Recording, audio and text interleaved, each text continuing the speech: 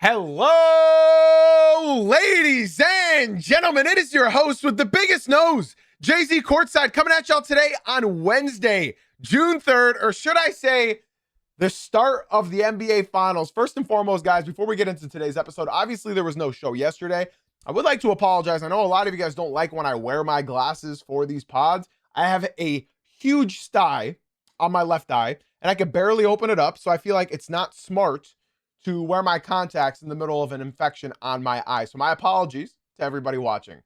But a show has to happen, y'all. We had to do a show. And today we got a fun show, all right? It's the return of a segment that I have not done probably since 99.9% of you guys have found this podcast.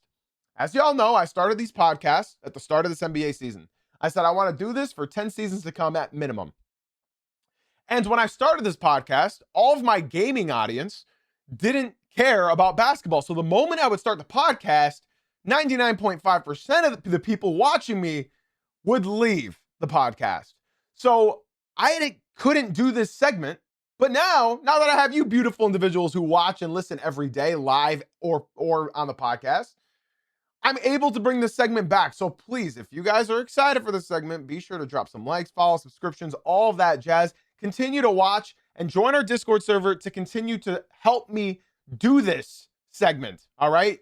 It's better than a mailbox segment. So be sure to stick around to the end of today's podcast because I'm going to be answering 5 of your guys' questions that led off from your stories, all right? So if you guys want a chance at being read and talked to and answered on the podcast, be sure to submit them in the Discord or email me or Twitter me, whatever social media you want to use.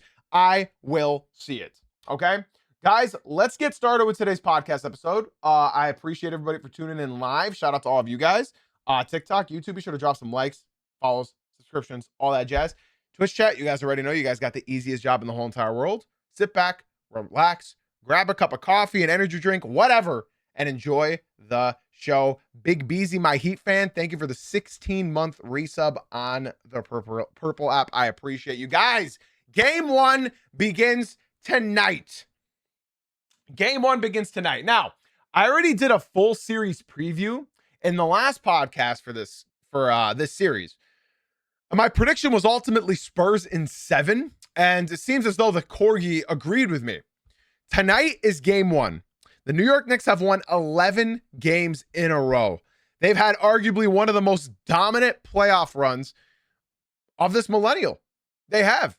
I think the only guys who've done better is the Lakers with Kobe and Shaq, and I believe the 2016-17 Warriors. So they're up there with some of the best, absolutely best company around. And I went back and I decided to watch some of the series in the 1999 NBA Finals of David Robinson, Tim Duncan against Allen Houston, Latrell Sprewell, Marcus Camby, who was starting in place of Patrick Ewing because Patrick Ewing got hurt in the conference finals. I watched some of that back just to get the vibe of how the NBA Finals were. In case you guys don't know, the Spurs won in 5, and Tim Duncan led his team to an NBA championship at the age of 23. He turned 23 at the start of the playoffs. Now, there was a line that I had to replay 5 times over and make sure I got it exactly right. Okay. It was, what was his name? Chat. It's not Doug, is it? Doug. Who was the coach of the Philadelphia 76ers from a few years ago? The old white guy, Doug Collins. Yeah, Doug Collins. That's it. I was right. Doug Collins was one of the commentators, right? And he said something that honestly gave me goosebumps because I'm imagining it might be said today. Now, hear me out. Doug Collins, during game 1, I believe in the 4th quarter of game 1, if you guys watch it back, Doug Collins said, and I quote, "Ladies and gentlemen, we are witnessing the best player in basketball right now. And arguably the best player in the entire association." End quote. He was talking about Tim Duncan. And you know what? In 2003, I don't think he was lying. I think he was absolutely right. Tim Duncan, yeah, he was the best player in 1999. Yeah, it could have went back and forth with him and Shaq for the first couple of years of the 2000s. Absolutely. Shaq is the most dominant player in NBA history, but he was not wrong. And I got goosebumps because I was like, oh my God, could they say that tonight about Victor Wembanyama? Could they? I just started having weird deja vu moments because in game one of last series of the Oklahoma City Thunder versus the San Antonio Spurs, we all were watching. Well, not we all. TikTok, you guys weren't watching with us. But if you guys do want to watch game one of the finals tonight, be sure to join the Purple App stream and then join our Discord because we are hosting a watch party in there tonight at 8:30 p.m. Eastern when the game begins. You guys were watching with me, Purple App chat, and we all said the same thing. Oh my God, he might be the greatest player ever. We were all saying that watching Wembanyama in game one. You guys remember game one, double overtime game. Wemby he pulled up for that 35-footer from three with 6 seconds left that eventually forced it into overtime. We were all watching and we were all saying the same exact thing. Oh my God, he might be one of the greatest. And obviously we're what's the term? We are victims to the moment. And that's fine. It's okay to be a victim of the moment sometimes. And in that moment, we were watching and we were blown away. You guys remember if you were there in the watch party. It was the most banging watch party we've ever done this season. I'm so excited for tonight, right? The Spurs are favored by 4.5. That's what they were favored by 2 days ago. Prisoner of the moment. That's the term. Yeah, I guess victim is sort of the same thing, but yeah, prisoner. I want to talk about game one in particular here, okay? I want to talk about certain players to see if they can continue what I think is going to happen. And I want to talk about both teams, all right? So I want to start with the New York Knicks. The New York Knicks have a very, very, very, I think they're the most interesting team to have made the finals in recent memory. Because right now what we're watching is you are watching a superstar not have to be the superstar. Jalen Brunson, at the start of this playoffs, you guys saw it. They dropped 2 games against the Hawks. And I was telling all of my Knicks viewers who we were watching the games with, we were doing watch parties in my Discord server. Again, TikTok, if you guys want to watch these games with us, talk with me and hang out with us, be sure to join the Purple app. That's Jay-Z Uncut on the Purple app. The link is in my bio or just look up the name right here. We were watching in my Discord server and I told all my Knicks fans, guys, they are not going to win the championship if they continue playing Brunson ball. Brunson ball is only going to get you so far. It didn't work last year. It's not going to work this year. And I was hoping when they hired Mike Brown that Mike Brown would implement what he does best with all of the teams he's coached. And that's move the ball around. He did it with the Sacramento Kings. He did it with the Cleveland Cavaliers. He did it with the Lakers. He's done it with every team he's coached. He moves the ball. He makes everybody share the rock. And then all of a sudden, it only took 86 games, maybe 85 games, for Mike Brown to finally start implementing Brunson, get everybody involved. Brunson, you don't need to score every time. Brunson, you don't need to dribble for 20 seconds out of the clock every time. Give it to Cat. Let him facilitate from the top. Give it to Cat. Let him find Mikal. Let him find OG. Let him find Josh Hart. And it's been working to a T. They haven't lost a game since Mike Brown changed their game plan. And it's so much fun because watching Brunson, it doesn't get old, right? He's one of the greatest players in basketball right now. But a big thing is the team will carry Brunson for the first 3 quarters. And then Brunson turns on his burners in the 4th quarter, but they haven't needed it. They haven't needed the Brunson burner, as Mike Breen likes to call it. They haven't needed it since that game one against the Cavaliers when he led that comeback. And he did that. And typically in the playoffs, Brunson's been scoring in the 1st quarter for a lot of these games. And then he just quiets off, doesn't really score for quarters 2 and 3. And then he turns it on again in the 4th quarter. So I'm not worried about Brunson.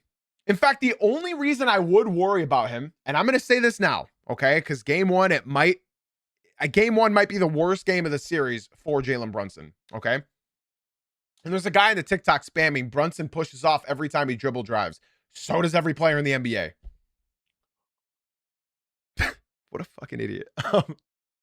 I am worried for Jalen Brunson tonight It's different. It's very different. Going from Jared Allen and Evan Mobley, who have to guard Karl Anthony Towns and Josh Hart at the 3, to going to Victor Wembanyama. Now, I believe the most important player for the New York Knicks is going to be Josh Hart tonight. It's going to be. I'd like to remind everybody of a series that Knicks fans, you guys might have bad memories of. Somebody in the TikTok just said, he only watches highlights. You know nothing about me, so don't speak on me. I have watched more basketball this season than you have in your entire existence. Josh Hart's going to be the most important player in this playoff series.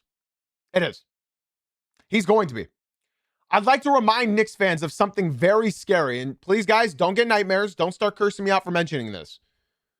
Last year, against the Indiana Pacers in the conference finals, Josh Hart was demanded to shoot threes because they were leaving him open in that Indiana series. Miles Turner was not guarding Josh Hart out at the three-point line. Do you guys remember what Josh Hart shot from three-point land last year in the conference finals when they got eliminated by the Indiana Pacers? Josh Hart shot 15.5% from three. I'd like to repeat myself. He shot 15.5% from three.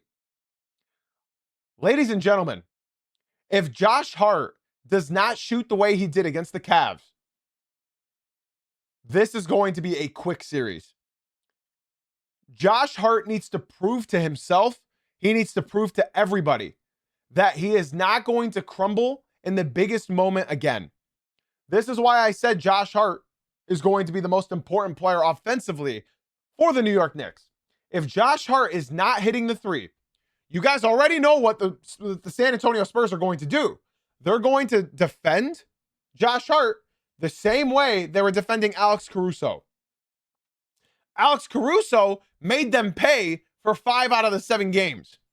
I think it was game 4 or game 3. I think it was game 3. Game 3 and game 7, I believe, that he played. He couldn't hit his 3. So San Antonio could then allow Wembanyama to sit in the paint and not defend. If Josh Hart if he's not hitting his threes, then Wemby's going to be free to probe around that paint and not allow OG to get to the basket. Not going to allow Mikal to hit that goofy mid-range fadeaway. It's not going to allow Brunson to hit that little floater, his footwork that he manages in the post and elbow. So this is going to be extremely important. Now, my Knicks fan, Anthony, in the Purple app, said Hart will hit his shots. His shot has improved significantly. And I agree. It has. But I would like to remind you about something, Anthony, and all my Knicks fans. In the middle of the season, I said, why isn't Josh Hart shooting more from deep? And you guys told me that he's not a volume three-point shooter. I said that at the beginning of the season. And then the more I started watching Josh Hart, yes, you're right. In fact, I went and looked up some data, some important data points. When Josh Hart attempts 5 or more threes, the Knicks have a sub 500 record. So when a team forces Josh Hart to be a volume three-point shooter, it's proven to not win games it's proven to not win more games than it is losing games. So Josh Hart is going to prove extremely vital for this final series. And do I think he can do it? I do. I'm going to believe in him. It's an open three-point shot. You're making millions of dollars. I think you can do it. If Josh Hart is hitting threes, the San Antonio Spurs are in for a long series because Wemby's going to have to respect that three-point shot. And you guys know what happens when Wemby has to respect that three-point shot. Now the paint is wide open. So that's going to be the most important offensive scheme for the New York Knicks. And can Josh Hart live to that pressure? We'll see. For Knicks fans, you better be praying to every god there is in existence that he is hitting those threes. Another important key component for the Knicks is the Karl Anthony Towns offensive hub. If they're going to use Cat as the offensive hub throughout this playoff series, my bet is that they're going to have they're not going to have Wemby guarding Cat to start the series. They're not going to. They're going to dare Cat. They're probably not going to give him open threes like they did in the regular season matchups. They're probably going to have, who's going to guard him? I I think Keldon Johnson will make his attempt off the bench. I think Julian Champagnie's probably going to get the cat assignment.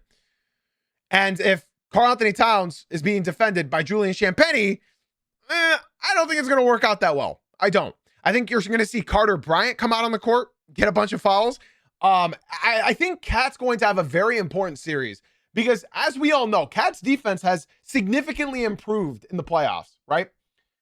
My only issue is Cat is aggressive. He is a very aggressive, touchy defender, especially on offense. He always does that hook as well, which causes turnovers. Cat cannot get in foul trouble in this series. He can't.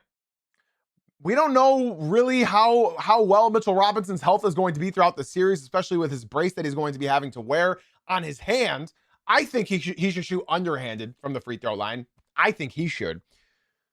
My issue is, who's going to guard OG Anunoby then? If you're going to have Champagnie on Karl-Anthony Towns and have Wemby probe off of Hart, that's where it gets confusing. Is it going to be Stephon Castle?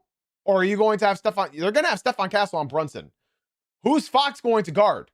Fox is either going to have the mismatch between OG Anunoby or Mikal Bridges. And that's where it gets a little bit confusing.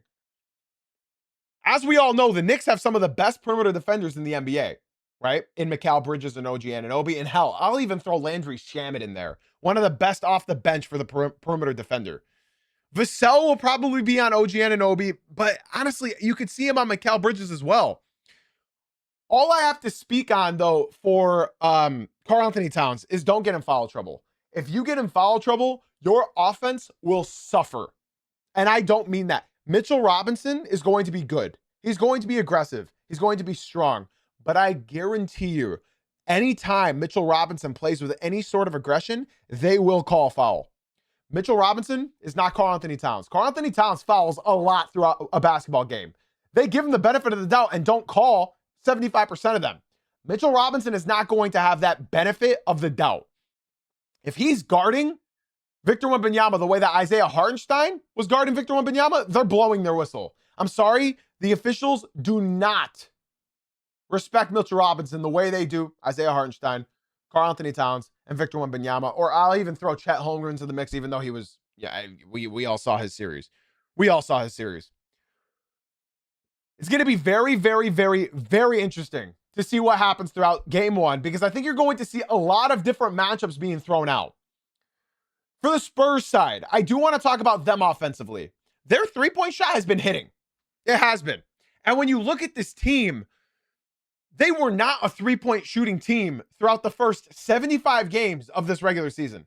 They weren't. They were arguably one of the worst teams at shooting threes this season. I actually have to look up what they finished at. They were 14th at three-point percentage and 16th in three-pointers made. At the start of this year, I remember they were right there with my Pistons. They were hovering around the 26, 27, and 28th in the league at shooting threes. Well, Champagnie got unlocked, and he started gunning. Vassell, they told him, hey, man, you're open, shoot it. We don't want a pump fake. We don't want you to put the ball on the floor. If you're open, take the shot. And the moment they did that, it opened everything else on the court. Now, what I will admit about the New York Knicks, and it's something that might surprise a lot of you Knicks fans. This genuinely might surprise y'all.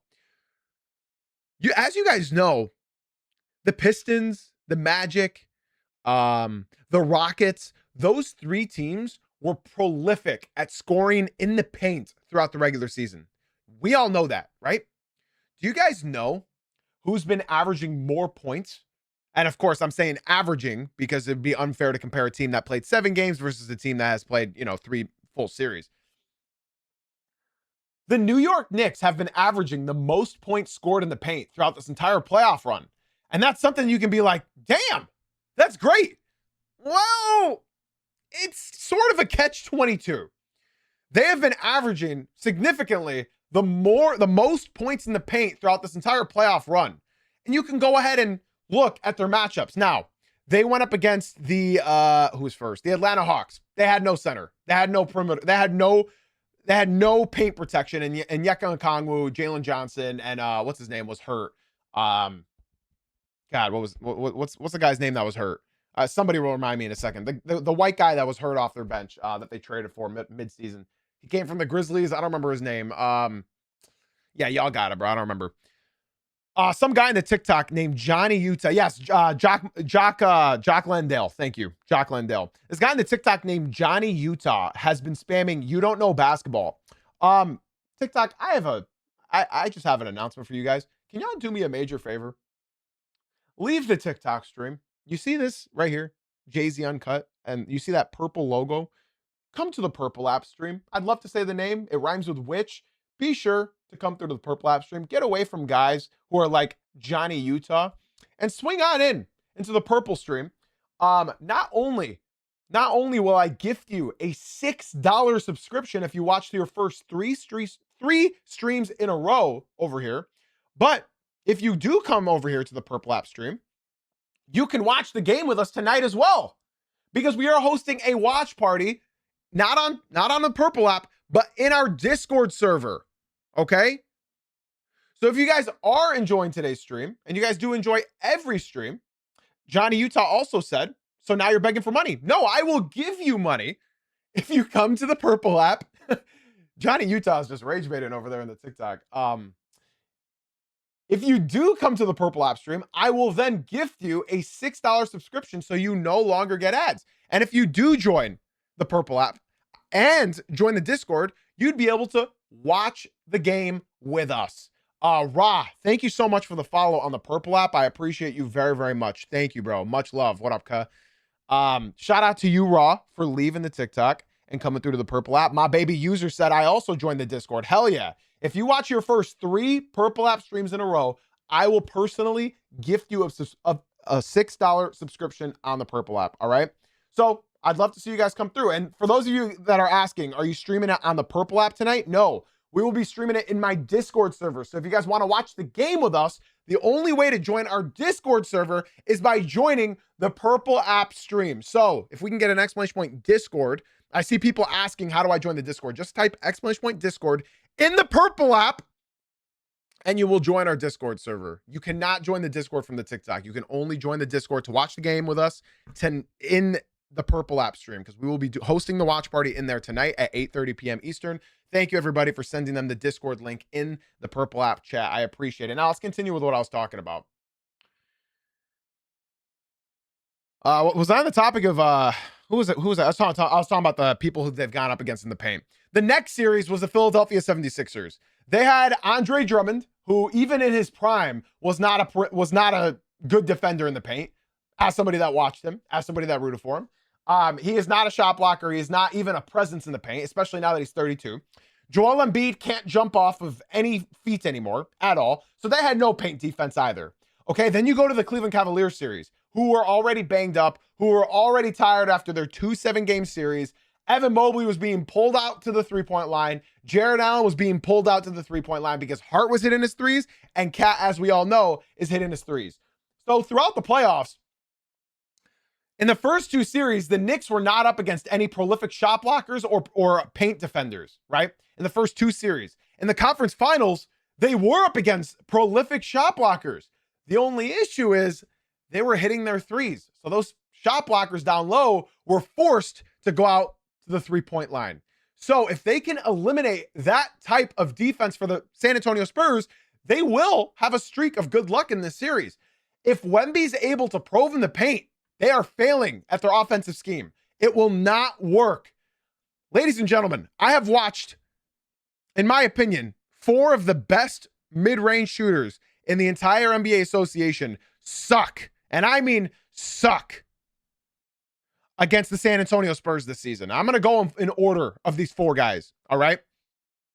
Corey, thank you so much for leaving the TikTok and coming through to the Purple App stream and dropping a follow. Welcome. Remember, if you watch 3 of these streams in a row, I will personally gift you a $6 subscription. So let's go in order of my favorite mid-range shooters throughout the entire NBA and how bad they were at moments against the San Antonio Spurs because Wemby was able to probe the paint.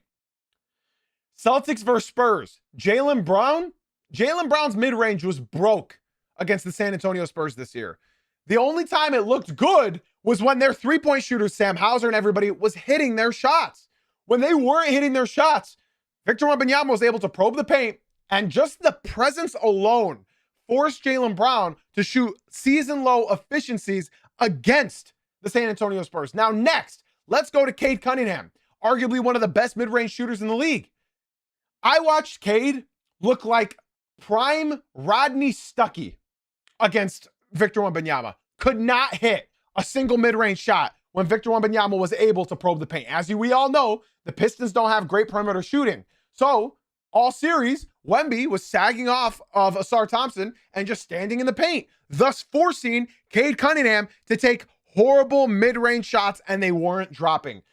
Let's go to the MVP of the season, Shai Gilgeous-Alexander. You just saw Shai shoot the worst percentage in a playoff series in his entire career from the mid-range ever against the San Antonio Spurs. Why? Because Caruso wasn't hitting his threes in 3 out of the 7 games. And other guys weren't hitting their threes. Lou Dort was 5 for 25 in the series from 3. So Wemby was free to probe the paint. And you saw Shai, a prolific mid-range shooter, shoot poorly against the San Antonio Spurs. Now, the answer is Jalen Brunson. Top 3, in my opinion, at shooting from the mid-range. Will we see yet another person in my top 5 mid-range shooters from this season stink it up against Wembanyama? I think I saw 2 games in which Shai shot efficiently from mid-range in that 7-game series. Can Brunson have the help around him? And he needs them to hit their threes. Because if they're not hitting their wide open threes, then Wemby is going to wreak havoc on Jalen Brunson, just like he did with Cade Cunningham, Shai Gilgeous-Alexander, Denny Avdia, Jaylen Brown, and everybody else. It's going to be very interesting. I'm not worried about Brunson. I'm worried about his teammates. I know Brunson will hit his shots if his teammates can be counted on. If Mikal is no longer shooting 70% from the field, because that's what he's been shooting in the playoffs, if OG and Hart can't continuously hit their threes, everybody on the court can shoot. Landry Shamet came out and shot 95% from 3 in the last series. If these guys who've proven that they can knock down the open 3 continue to hit the open 3, ladies and gentlemen, my Spurs in 7 will not be correct. It will not be correct. And for the rest of the country, you better hope the Knicks don't close this out in Game 6. Because if they win this in Madison Square Garden in Game 6, I think New York might fall into the Atlantic Ocean. It's going to be a very fun series, guys. Don't listen to anybody. It's not going to be over in 4. It's not going to be over in 5. I think this is going to be a long, long series. All right. Now, for Game 1 tonight, I'm going to take the San Antonio Spurs. I think it's rest versus rust in Game 1. You guys know my prediction. I think Knicks take Game 2. I think they steal Game 2 and take back home court advantage. I'm being told right now by a member in the Purple App stream, by Sasuya. He said, "You said Wemby is only tall, man. You have zero ball knowledge." Really? A Purple App viewer saying that? Wemby is tall, yes, and that is his best skill. That's not a debate. He has no bag whatsoever, which is scary because when Wemby does have a go-to move, he will be arguably one of the most unstoppable players in NBA history. So, yes, right now, Wemby is just tall. He can shoot well from 3. I think every NBA player at this point should be shooting well from 3. He doesn't have any go-to post moves. So for you to just tell me shoots threes and post moves, I'm proving everything wrong that you're saying. Wemby has 0 go-to moves. His best skill is being tall. He does not have a go-to move at all. He doesn't. When he goes into the post, he misses and then puts it back in. That is not a bag. That is not a bag whatsoever. Yes, his best skill is being tall. Just like when you look at Jalen Duren, his best skill was being strong. And in the playoffs, being strong as your best attribute is not a recipe for success. Listen, y'all, if you guys don't agree with my takes, That's quite all right. That's fine. I'm not going to argue with you whatsoever. I'd like to give a shout out to Corey, Arglex, and Denfex for leaving the TikTok stream and coming through to the Purple App stream. I appreciate you guys very, very much. Thank you guys. Be sure to join our Discord server as well. The link is in the Purple App chat. Guys, Wembanyama can be the greatest player of all time. He can. He can. He can be arguably the greatest player of all time. Right now, the best thing about Victor Wembanyama is that he's tall and he's got passion. Shaq didn't have a bag either. He was just bigger and stronger and taller than everybody else. And the difference between Shaq and Wemby is that so far what we've seen with Wemby is he has that passion, he has that motivation, he has ambition. Shaq obviously lost that after a couple of years playing with Kobe. But that's genuinely my opinion. And if you disagree with my opinion, that's more than fine. And Saskia, I do have to say, to debate with you a little bit, I'm talking about the best skill. Wemby is skilled. He is skilled. He is very skilled. But he has no go-to move. If all I know is, if the game is on the line, right, and I have to pick a player to get a bucket from anybody, right, from anybody to win a game, and you can only shoot a shot, you can't dunk it, I'm not going Wembanyama. I'm not.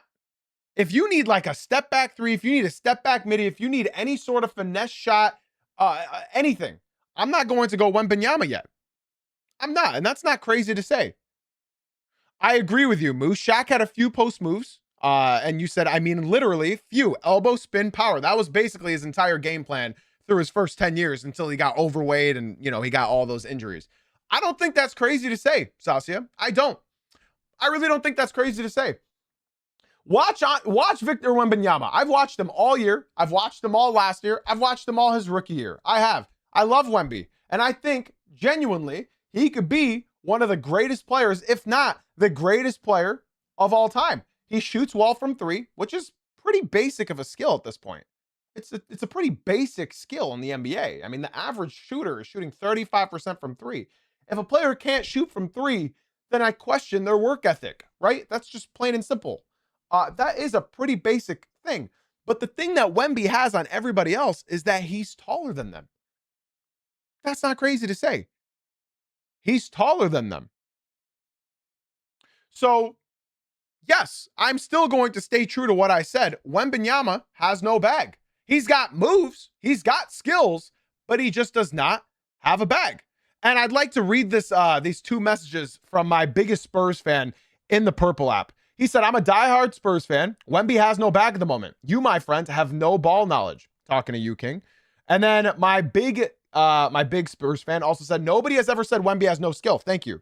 He's the best guy we have ever seen at that height. It takes skill to move at that height, like he does, and he still has great hand-eye coordination, absolutely. But he's only tall right now, has no bag or go-to moves. That will change, but he has some of the most passion in the league. I fully agree. That's what I've been saying all year. Saskia said mid-range shooting also moves and is only 20. Wemby's 22, and he's tall, and he's confident, and he's working better at his game. Now, if you want to argue with yourself, you can come back later and argue. I think everybody in here agrees with me. The fact that you are one of the rare people in here that think Wemby has a bag is actually absurd to me. I'm wasting too much time of the podcast talking to you. I think you guys agree with me. TikTok, obviously, you guys won't agree with me. He's a TikTok viewer, so it doesn't surprise me that he's got TikTok opinions. TikTok, if you guys want to enjoy the stream at its utmost full capacity, be sure to swing on into the Purple app. That's Jay-Z Uncut on the Purple app. We will be doing a watch party tonight in our Discord server. So be sure to join the Purple app. The name is right here. The link is in my bio, Jay-Z Uncut on the Purple app. We will be hosting a watch party tonight at 8:30 p.m. Eastern in our Discord server. I'd love to see you guys come through. Okay, guys, that's pretty much all I have to say on this game. I'm really excited to see how Mitchell Robinson can do off the bench. I'm super, super, super excited to see how Dylan Harper does in the series. And like I said, man, it's going to be very important to see Josh Hart hit his shots because I think Josh Hart is a very mental game player. He's very mental. If the shot doesn't fall tonight, it's going to be very hard to get that shot rolling in game two. So hopefully, His shot's able to fall. But yeah, I do have the Spurs winning tonight. They are favored by 4.5. I do have them winning tonight. Again, I hope nobody's offended by me saying that.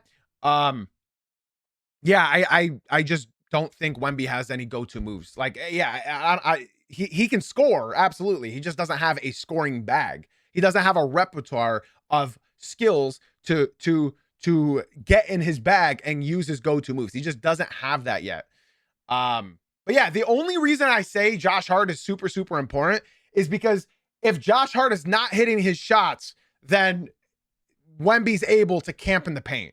So that's why I'm saying that. If Hart is not hitting his threes, then Wemby's going to be free to just camp inside the paint and limit their mid-range shots, which Mikal loves taking, which Brunson loves taking. Game 1 is in San Antonio tonight at 8:30 p.m. Eastern. So if you guys want to watch with me and everybody else, be sure to join our Purple App stream like my boy JBJ just did. Shout out JBJ.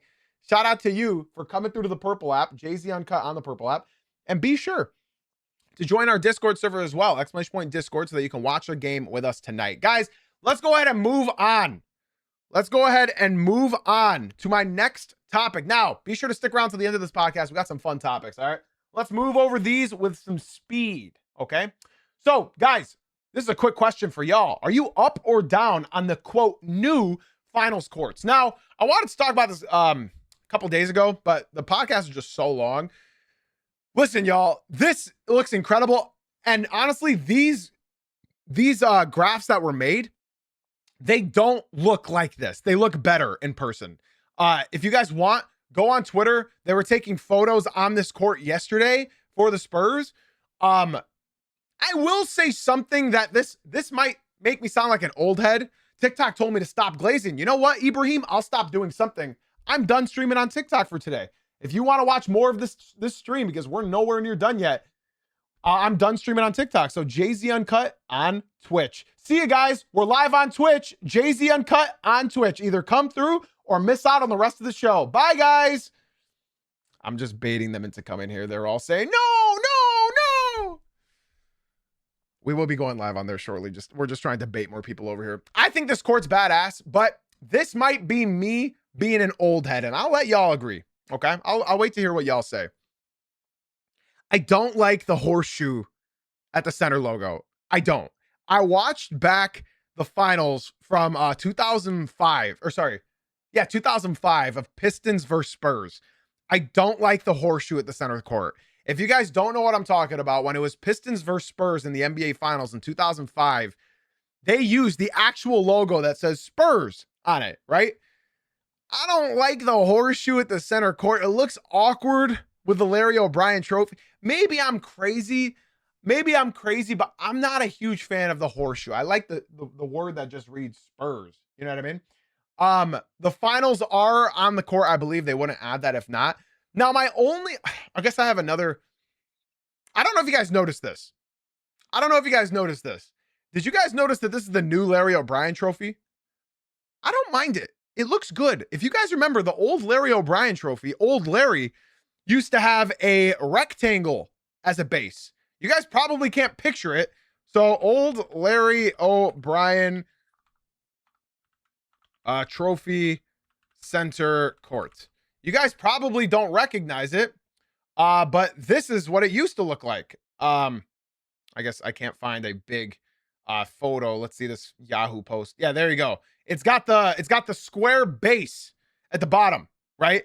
They changed Larry O'Brien trophy a few years ago, and honestly, I like the new one more. That might be a hot take. I like the new one much more. I think it looks clean. I think it looks symmetrical. I don't think you can have squares on squares and make it look good. For example, the court's a big rectangle, right? I think I like the new Larry O'Brien much more. He definitely got a facelift, and I'm a big fan of that. They changed this a few years ago, believe it or not. If you guys are swinging on from the TikTok right now, be sure to drop a follow and join our Discord server, !Discord. Yeah, the Stanley Cup definitely clears though. But yeah, I'm definitely up on this court. Y'all let me know, are you guys up or down on these NBA Finals courts? I'm happy they brought it back. And I think the best part about all of this is it's not being displayed onto the court via technology. It is quite literally the paint. My only issue is back in the day, that trophy would stretch from almost the entire top to down of the court. It's smaller now. And I don't know if you guys know this, but Luka Doncic complained. What? Luka complained? No. Yes, that's right. Luka Doncic complained about the NBA Cup courts because they were too slippery. I don't know who's making the paint for these NBA courts, but surely in 2026, we have the technology to make paint not slippery. So they altered the size of the Larry O'Brien on the center court so that people don't slip as much. Hopefully nobody slips on the trophy. Prayers. I don't want any injury in the finals. I want everybody to be healthy. But yeah, man, I'm up on this court. I think the aura is there. I think it looks great. I'm excited to see it on TV. I really am. That is absolutely true. Yes, Luka complains. And that's why during the NBA Cup, I don't know if you guys were watching the NBA Cup, they removed the Los Angeles Lakers NBA Cup designed court. They just played on their normal Lakers floor because Luka said it's too slippery. They're the only team for this NBA Cup to stop using their NBA Cup, the in-season tournament court. You know how they have their specific NBA, like, in-season tournament court? The Lakers stopped using theirs for their in-season tournament games, funny enough. You guys can go back and look. But yeah, they stopped using it. Look it up on Google. Look here. You know what? Just to prove myself, Luka said court was slippery. Let's just find the first headline. Luka Doncic called out the alternative NBA Cup courts for being too slippery and dangerous after experiencing severe traction issues during the games. The Lakers, blah, blah, blah. What? Yeah. And there's the interview of him using that. So yeah, they stopped using that court. He deemed it unplayable. Funny enough. Asar did slip on the Pacers, but that was, could be here or there. All right, ladies and gentlemen, let's move to our next topic. Ladies and gentlemen, I know this happened a few days ago, but assistant coach of the San Antonio Spurs, Sean Sweeney, accepted a job as the head coach of the Orlando Magic for next season. Now, Sweeney is still finishing out his season with the San Antonio Spurs because obviously they're in the finals. You guys can go look at his resume. He's coached some very strong defensive teams. So it seems like Orlando wants to continue their defensive strength and their defensive identity. So that's a great pickup. I think that's a great pickup. He's young. I think he's only like 41. I'm really excited for him. And I think this is a great pickup for the Orlando Magic. My only issue is they need an offensive coach. They need an offensive coordinator, whatever you want to call them in the NBA. They don't have a real name, but it's their assistant coaches. He needs to find some offensive oriented assistant coaches. Yes, 41 for a head coach is young. They need some offense because offense is not this guy's strong suit. Defense is definitely it. But I would like to just say, guys, I'd like to think if I were to coach a basketball team, my defense would be pretty good too if I had Victor Wembanyama. I'm just saying. Don't get mad at me. He's a good coach. He's a good defensive coach. He just needs some offensive minds around him. Now, what I just realized is that I don't know nearly the amount of GMs that I thought I did. I had to look up the GM for the Orlando Magic. I had to. Any idea who their GM is? Former NBA player Anthony Parker. Do you guys remember Anthony Parker? Like, at all? You remember Cleveland Cavaliers legend Anthony Parker? I remember using this guy in like 2K11. Toronto legend as well. I did not know he was the GM for the Orlando Magic. I've realized I got to study on my GMs because there's like some of them that we all know, right? Like, just to name off, obviously Trajan Langdon of the Pistons, Troy Weaver and Joe Dumars for the Pelicans, Rob Pelinka for the Lakers, right? Sam Presti for the Thunder, Danny Ainge for the Utah Jazz, Brad Stevens for the Boston Celtics. You see how I know a bunch of these? Like, we all know those guys, right? But some certain teams, I just don't know, man. I just don't know. I had to look up who the GM. Yeah, Matt Ishbia is the owner, so you just proved my point that you don't know the GM of your own basketball team. Matt Ishbia is your owner, not your GM, dog. Anyways, yeah, Anthony Parker. I did not know he was Candace Parker's brother. I know Anthony Parker, obviously. I just didn't know that he was the GM for the Orlando Magic. Anywho, I felt like sharing that little tidbit of information with you guys.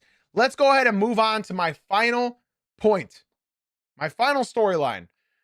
Stephen Curry has signed a shoe endorsement deal with Chinese company Li Ning, and it is a 10-year deal that will expand the Curry brand globally. Now, they announced the amount of this contract. He's going to be making over $400 million. His contract is going to be making him over $400 million.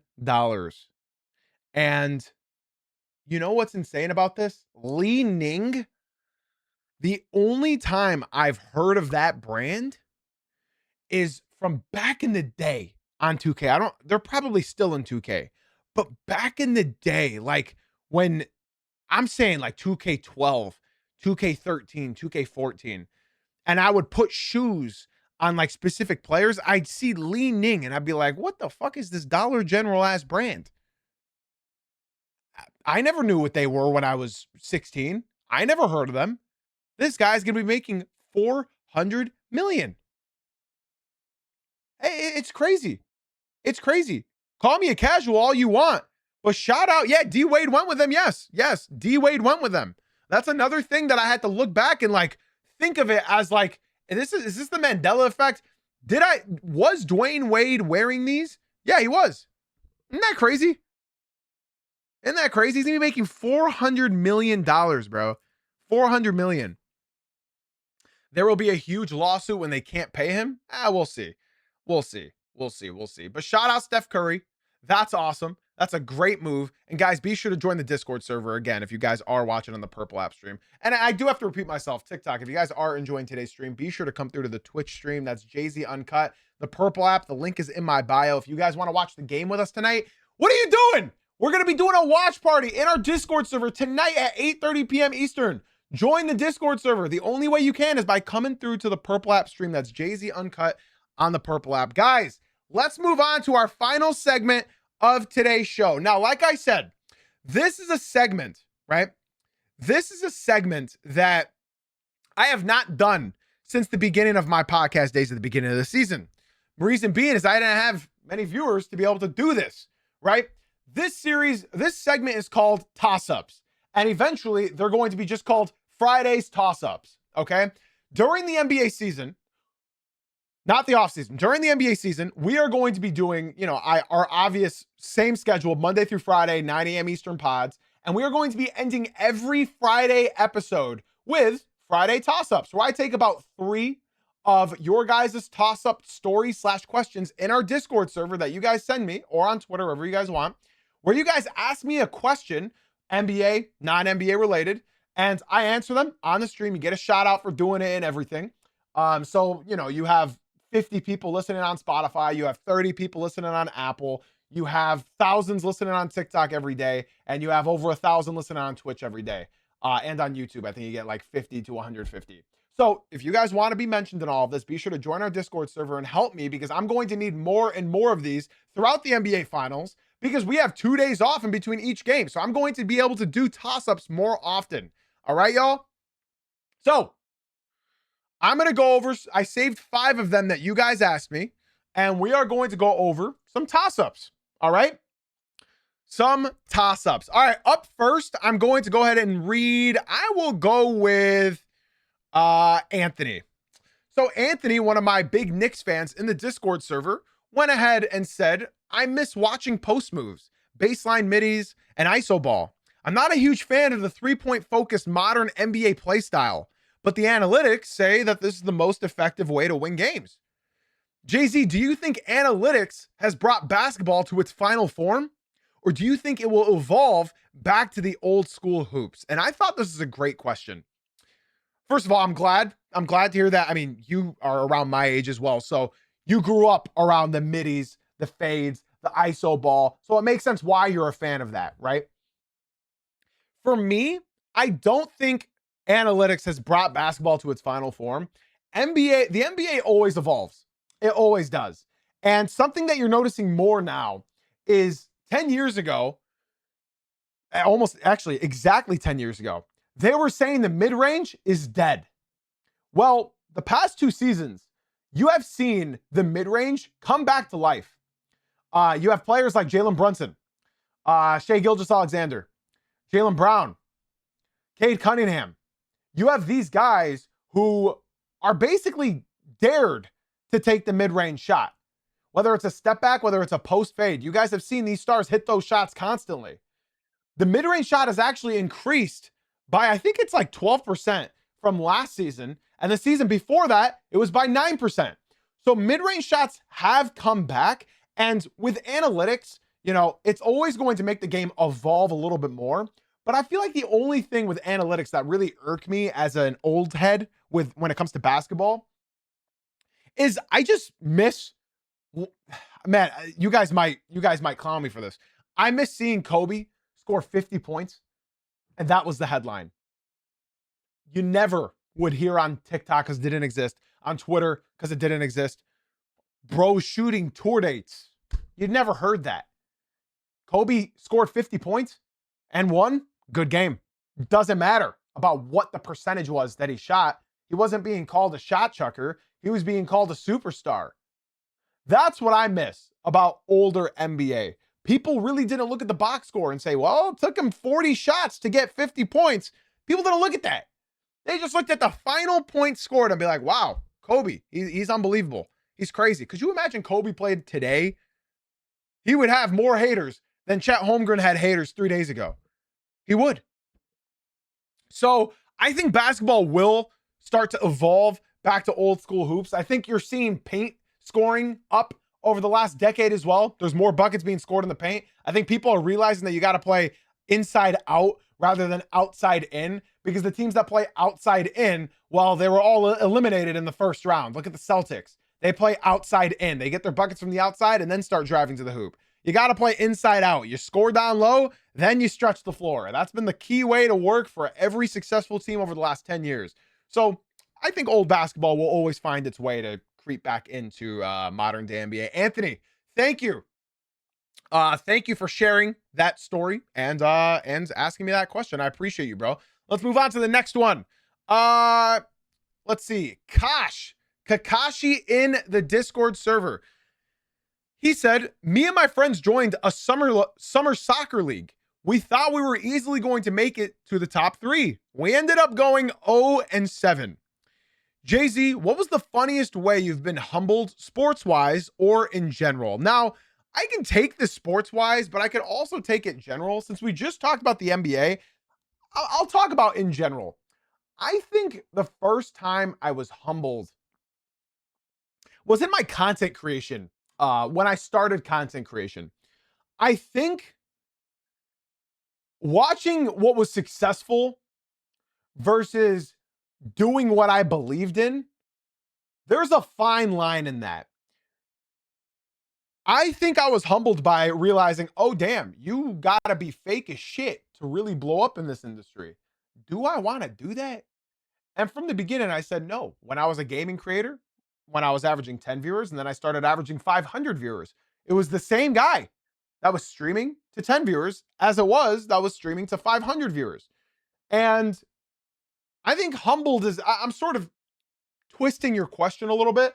That's when I sort of humbled myself, where I said, don't succumb to the mainstream overreaction, screaming around the clock, and just having fake reactions over fake reactions in streams. So, you guys went 0-7 and y'all thought you'd be top 3. I think that's my honest answer. I do believe that I've been humbled throughout content creation. I think I've seen how the other side lives. I've seen how everybody lives their lives. And doing this has allowed me to meet people I never would have encountered in my day-to-day life. So doing this and seeing all the different paths of lives and the people that I meet and things I complain about versus things that other people complain about, that has truly humbled me. So Kakashi, I appreciate, I'm sorry that your soccer team sucked, but I appreciate the question that you flipped onto me. Thank you for that, Kosh. Let's see. Let's go back to an NBA question. So Burn in the Discord server said, I still defend my hot take that a healthy team can win a championship as the worst roster if they peak at the right time. And everyone in my group chat clowns me for it. Jay-Z, What's a basketball take you die on a hill for, even though you know most people think you're wrong? This was easy for me. I want the pass first point guard back. Tell me why it can't succeed in today's NBA. As long as he can shoot from three, why can't it work? You see Tyrese Halliburton, he's the closest thing we have to it in the NBA. He's the closest thing we have to it, where he wants to get everybody else involved, and then when he does, he'll score later. I miss the pass first point guard. And I think the last true one we've had, I don't want to say Lonzo Ball because he's never been healthy. I'll say Elfrid Payton. Elfrid Payton was picked up on a 10-day contract for the New Orleans Pelicans last year. He's not even on an NBA roster. He got picked up to a 10-day contract last year, and I think he had 4 points and 20 assists. 4 points and 20 assists. Now, Elfrid Payton has never been able to shoot really well from three. And I think that archetype, that will never come back into the NBA. As a point guard, you have to be able to shoot. You just have to, right? And when you look at the great pass first point guards, a lot of them adapted to be able to shoot. Jason Kidd, he learned how to shoot. Steve Nash, he was one of the best shooters alive. But then you have the guys like a Rajon Rondo. You have guys like Elfrid Payton. You have guys that were pass first. John Stockton was okay, but you had these guys that their one job was to pass, and that cannot survive in the NBA anymore. Jason Williams is another guy, right? You had these guys that had no other skill than to pass. That won't live anymore. But why can't we have a point guard that will, yeah, Chris Paul, of course, but he was always a prolific scorer. Why can't a point guard be passing and then just get his buckets when they come to him? Why not? Why can't we just get some speedy 6-foot guard that just drives through the paint, dishes out to the corner, gets an open three for his men every time? And then when the ball lands in his hands, he drills the three. I miss it. We got a point center before we got pass first point guards. And I know the answer is they weren't winning. I know that. Believe me, I know that. You know, Rondo won. Jason Kidd ended up winning. I know the issue is they're not winning. No, Darren Williams wasn't. He was a scorer. I know that. But that's a hill that I'm willing to die on. I wish we can get another pass first point guard to do this. That was my favorite archetype. That was my by far favorite archetype. So Burn, I know you're not here, but I appreciate the story. And the question. I don't make fun of you for that. I think that's a valid take. Let's go ahead and let's do two more. Let's try to get away from the NBA real quick, and then we'll finish with the NBA. My boy Policy, also known as B in our Discord, he said, I watched the Backrooms movie today, and it was just okay. First of all, I heard that movie was ass. If anybody else has seen it, should I watch it? I don't know. Y'all let me know. He asked Jay-Z, what's a movie with a concept that you had... Sorry, let me read that again. Jay-Z, what's a movie with a concept that had you so hyped just to be disappointed? I love this question, and I might give a lot of you guys whiplash when I tell you my answer. 2012. I believe this movie was like 3 hours long, maybe over 3 hours long. I was in 6th grade. No, I was in 6th grade when it came out. So it was in 2010 when this movie came out, I believe. So I was in 6th grade. And I remember talking about this around my lunch table in middle school. And we were all hyping up 2012. We all believed that it was going to happen. We all thought we were going to die. I thought that was the biggest budget they ever spent on that niche of a movie of all time, as far as like apocalyptic, right? I think they spent like a ridiculous amount of money for that in 2010, and it was about 2012, about the end of the world, in case you guys don't know. And it was a movie that started off hot. I believe Nicolas Cage was the star of it. And Nicolas Cage and his family, I'll describe it if I can remember it. Nicolas Cage was living in Los Angeles with his family, and I think he was like a limo driver. And the Mayans said that the Mayan calendar ended in 2012. So 2012 came around and the world started just breaking down. California sunk into the Pacific Ocean. There were earthquakes, tornadoes, meteors falling from the sky. And Nicolas Cage and his entire family had the biggest plot armor over Goku. Like they were flying an airplane through 50,000 meteors just falling down from the sky.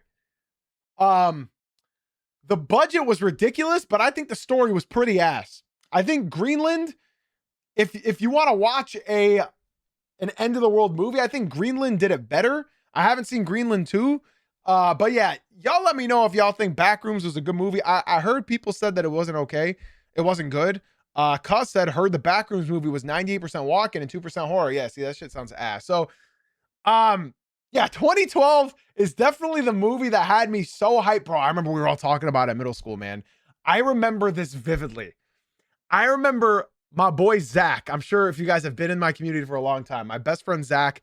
I was the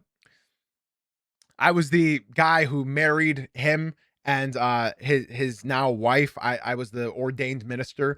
He's my best friend, right? I remember Zach in 7th grade. We were playing MW3. Just so you guys know what kind of like how old we were. We were playing Modern Warfare 3 in 2011. I remember we were playing Infected in, I believe, Resistance is the map's name. I think Resistance. And I remember we were both hiding because like you can have like riot shields in some of the modes. So we were both hiding and he tells me, bro, did you see Black Ops 2 was confirmed for 2012? It sucks that we're all going to fucking die before then. So 2012 is the movie that disappointed me as far as archetype goes. As far like with a concept that had me hype. Let's go on. Let's move on to our final toss-up of today's show. And that's coming from Moose. Now, again, if yours wasn't read, I saved them. I just picked 5 ones that I wanted to read today. Okay. So Moose in our Discord server, shout out Moose, said, greatest scorers of all time. You think of Michael Jordan, LeBron James, Kareem Abdul-Jabbar, Kevin Durant, etc. Rarely, if I ever hear Karl Malone, who was the 3rd most points scored ever, who also happened to lead the league in free throw attempts through Jordan's first three-peat. Is Karl Malone the most disrespected 30K scorer? And is it possible that Shea could get overlooked in NBA history? Now, these are 2 questions. Yes, Karl Malone is the most disrespected 30K scorer. Absolutely, he is. Let me answer that first. He is. Well, he's a pedophile, so that doesn't help. 2, he's a pedophile, which honestly doesn't help. And 3, he is a pedophile, which doesn't help. But in all actuality, yes, he is disrespected for it. I'll be honest, all the highlights I've watched of Karl Malone are mini hooks and dunks. I feel as though he was Shaq before Shaq. He had no bag. All he'd do is offensive foul into a dunk or layup. And it was all set up from John Stockton. So, I mean, he had an entire career of just getting easy passes from John Stockton. And he just scored. He just scored. He just got dunks. He just got layups. He got little baby hooks. I don't think Karl Malone really did anything that was that impressive. Like Kareem had a go-to hook shot, right? No disrespect to Karl Malone for his basketball play. All disrespect to Karl Malone as a person. But yeah, I think he is the most disrespected 30K scorer. Absolutely. That goes without saying. Absolutely. Now, for your next question, is it possible that Shea could get overlooked in NBA history? Well, if you're comparing Karl Malone getting overlooked to Shea Gilgeous-Alexander getting overlooked, I'd say no, because Shea Gilgeous-Alexander has gotten a ring, right? Now, I'll tell you this much. If somehow, some way, Shea he's like the 04 Pistons where they only win 1 championship, maybe, but he's already got a ring. He's already gotten 2 MVPs. I don't think he'll be forgotten at all, especially because the Thunder are going to be contenders for a long, long time. He's already got 2 MVPs. He's already got a championship. He's had the scoring title. I do not believe Shai Gilgeous-Alexander will get overlooked quite like Karl Malone has. I really don't. And, you as an older fan, old head, Moose, it's like, I'm sure you've seen so many great players get sort of passed up and looked over in your time. And like, I get that. Like, there's a guy that I love talking about, that I love watching, that I'd recommend anybody to like form their jump shot after his. And he does not get talked about at all. But the main reason he doesn't get talked about is because he never won anything. And that's Michael Redd. Michael Redd is arguably one of my favorite players in NBA history. With the Milwaukee Bucks, Michael Redd was one of the most beautiful pure shooters in the entire NBA, in my opinion. He gets overlooked because he never won anything. Shai has 2 rings. Sorry, yeah, he has 2 MVP trophies, and he's got a ring, and he's got plenty of opportunities to get more. So I don't think he's going to get overlooked. I'm stamping that in right now. I don't think so. I think he's going to get more rings. I think it's still possible he can get another MVP unless Wemby just steals all of them. But even if you get 2 rings, right, and 2 MVPs, yeah, you are in an upper echelon of only a few players that have ever done that. And now with that, guys, Moose, thank you for the great story and question. I appreciate it a lot. Ladies and gentlemen, that's going to do it for today's show. Obviously, we have game 1 tonight at 8:30 p.m. Eastern. I hope you guys enjoyed this first toss-up segments that I've done since the first week of the NBA season.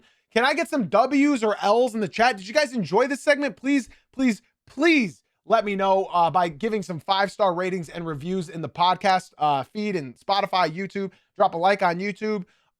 And Twitch chat, please let me know W's or L's if you guys enjoyed the toss-up segment. If you guys want to be featured in that, or you guys want to help us be able to do those more, be sure to join our Discord server, Discord server in the chat, and submit your own stories and questions, and I will get to them as soon as we do like one of these segments next. We might go a week without doing toss-ups. Just know that channel exists, and anytime you think of a story or a question or something that happens to you like today, feel free to submit it in there, because I might not do a toss-up segment tomorrow.